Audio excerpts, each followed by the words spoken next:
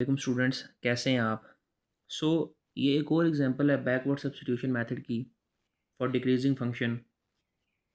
यहाँ पे हमें एक रिकरेंस रिलेशन गिवन है और हमें कहा गया है कि solve recurrence relation using backward substitution. ठीक है, तो ये जो रिकरेंस रिलेशन है ये डिक्रीजिंग फंक्शन के लिए है।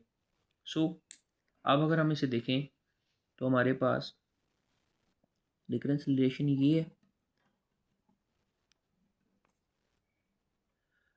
अब अगर हम n की जगह n-1 पुट करें तो हमारे पास आंसर क्या आता है? T of n is equals to T of n-2 plus n-1।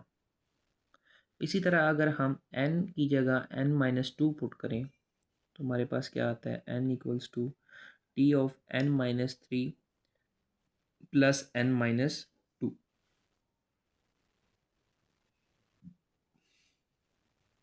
इसी तरह अगर हम n की जगह n-3 पुट करें तो हमारे पास आंसर क्या आता है? n-3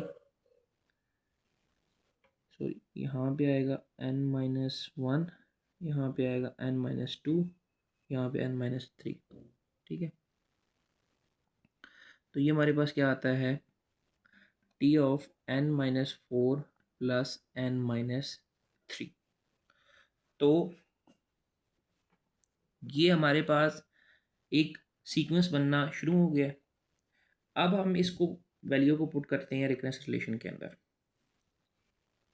सबसे पहले अगर आप देखो नीचे पुट करते हैं T of n equals to T of n-1 है। n-1 की वैल्यू क्या आ रही है हमारे पास? T of n-2 plus n-1 और n एज इट इज़ ये आ जाएगा। ठीक है, अब इसके बाद अगर हम नेक्स्ट पुट करें तो यहाँ पे क्या आती है? टी ऑफ n-2, तो ये हमारे पास क्या आएगी? n is equals to T of n-3 plus n-2 और प्लस n-1 प्लस n। ठीक है, अब इसके बाद अगर हम इसमें टी ऑफ n-3 पुट करें तो ये हमारे पास क्या आता है? T of n equals to T of n-4 plus n-3 plus n-2 plus n-1 plus n। ठीक है, अप टू k टर्म्स। ठीक है, तो जब हम इसको k से रिप्लेस करेंगे T of n equals to T of n-k plus T of n-k-1 plus T n-k-2 plus up to n-1 plus n आ गया। अब यहाँ पे हम क्या करेंगे? यहाँ पे हम k को रिप्लेस करेंगे n के साथ। जब हम k को रिप्लेस करेंगे n के साथ तो ये हमारे पास क्या आता है?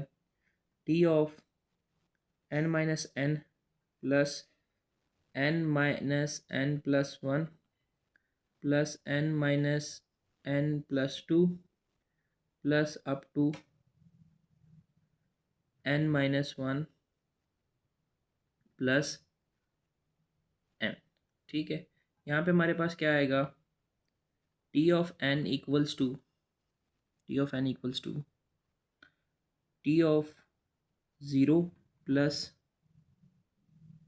यहाँ पे क्या आ जाएगा? 1 plus 2 plus up to n-1 plus n। So यहाँ पे ये क्या आता है? 1। जी, ये 1 आता है। 1 कैसे आता है कि टी ऑफ 0 हमारे पास किसके इक्वल है? 1 की इक्वल है। और यहाँ पे हमारे पास क्या आ जाएगा? ये जो सारा है ये सम ऑफ नेचुरल्स नंबर है। सो ये क्या आ जाएगा? n into n plus 1 divide by 2। तो ये किसकी इक्वल आता है? 1 plus n square plus n divide by 2। तो हम कॉन्स्टेंट्स को रिप्लेस कर देंगे और जो बिगर टर्म होगी हम उसको ले लेंगे एज अ टाइम कॉम्प्लेक्सिटी। तो ये हमारे पास बिगर टर्म कौन सी है टाइम कॉम्प्लेक्सिटी में? n square. सो इसकी जो रिकरेंस रिलेशन जो हमारे पास गिवन था उसकी जो टाइम कॉम्प्लेक्सिटी निकल रही है वो क्या है? Big O of n square.